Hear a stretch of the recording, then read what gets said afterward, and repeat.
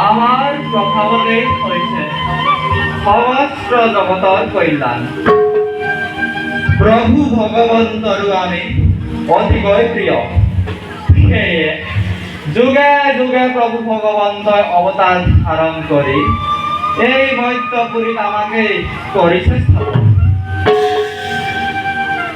ভক্তগণে আমাৰ মাধ্যমতে পাই আহিছে প্ৰভু ভগৱন্ত।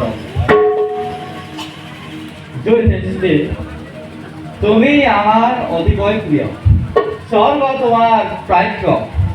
তোমার দরে পুণ্যাত্মার এই সমস্ত জগতের জন্ম নহব এটি জানি।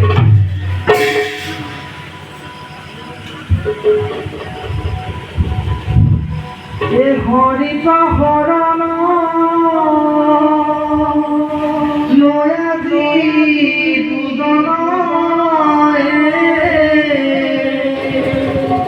হরির সরিত শ্রবণ কীর্তন রে নারায়ণ নারায়ণ নারায়ণ এ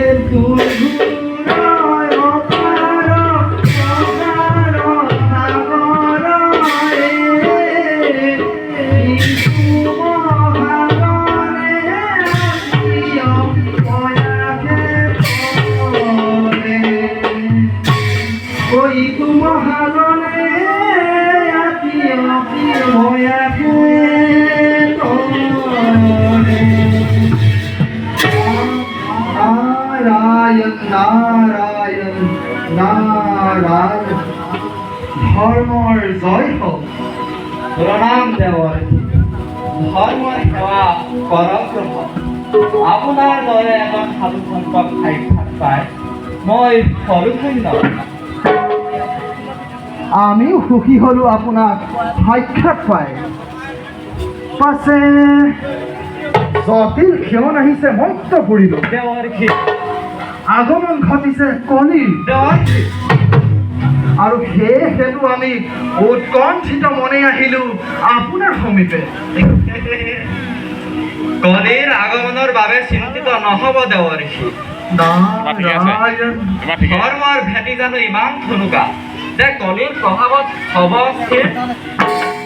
মৰ্ত্যৰ মহান তপস্বীগণে সবল কৰি ৰাখিব ধৰ্মৰ ভেটি। নাৰায়ণ নাৰায়ণ মৰ্ত্যবাসীৰ প্ৰতি এনে দৃঢ় বিশ্বাস দেখি আপ্লুত হলো মই। কিন্তু কলিৰ দুৰাকাংক্ষাই মোক কৰিছে শংকিত। অন্যায় অধৰ্ম অনাচাৰ বিশ্বাসে হৈছে কলিৰ লক্ষ্য। আপ্ৰাণ চেষ্টা চলাব আপোনাক কলিয়ে পৰাভূত কৰিব। জানো দেৱৰ্ষি, কলিৰ চৰিত্ৰ মই ভালদৰে জানো। কিন্তু নাৰায়ণৰ ওপৰত আছে আমাৰ দৃঢ় বিশ্বাস। নাৰায়ণে নৰৰূপে অবতাৰ ধাৰণ কৰে অধৰ্মক বিনাশী ধৰ্মৰূপে আমাকে কৰেছে স্থাপন। আমাৰ বিনাশ পদ নিশ্চয় নিবিচাৰিব প্ৰভু ভগৱন্ত সেয়েহে দি গৈছে ভক্তি তত্ত্ব তেওঁৰ পৰম ভক্তগণ আৰু শুনক দেৱৰ্ষি শ্ৰীহৰিৰ ভক্তগণে আমাক কৰিব ৰক্ষা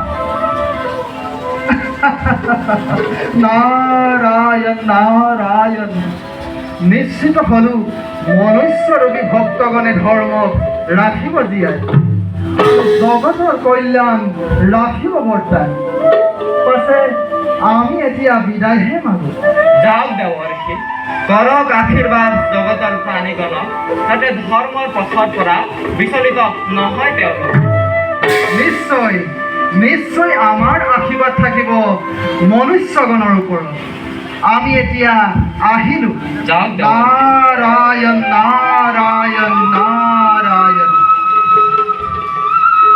যাওক ময়ো এতিয়া মোৰ কৰ্তব্যত হওঁ অগ্ৰসৰ